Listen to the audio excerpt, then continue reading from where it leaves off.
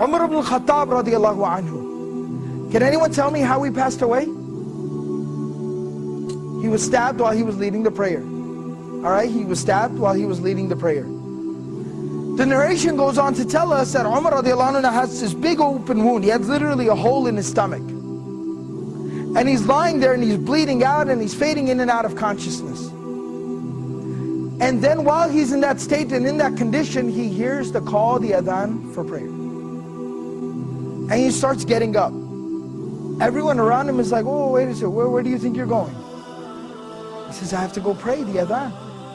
I have to go and pray, it's the adhan. And he said, you're dying. You have a hole in your stomach. What do you mean you're going to go pray? And he says that, I remember the Prophet ﷺ telling me that there's no deen for the one who doesn't pray. That the salah is like the head and the body. I have to go and pray.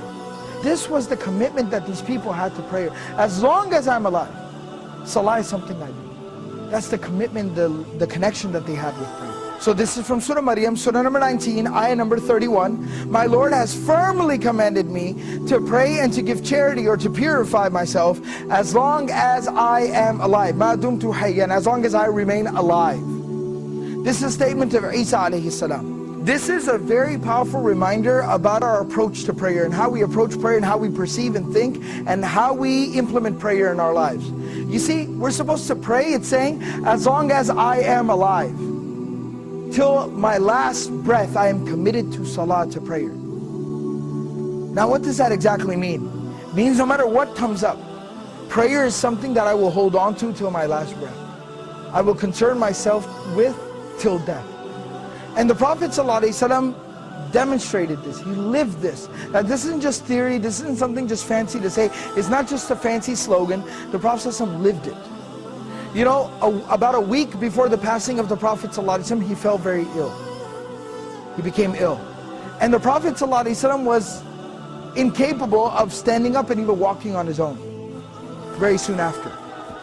So the Prophet ﷺ, what he did, Prophet ﷺ would send for two Sahaba. They would come to his home and they would carry him. He'd put his arms around their shoulders and they would literally carry him to the prayer like this. But he'd still go for prayer in this condition. He'd still go to pray like this. Teaching us, prayer is something we do till our last breath. Pain brings tears to my eyes.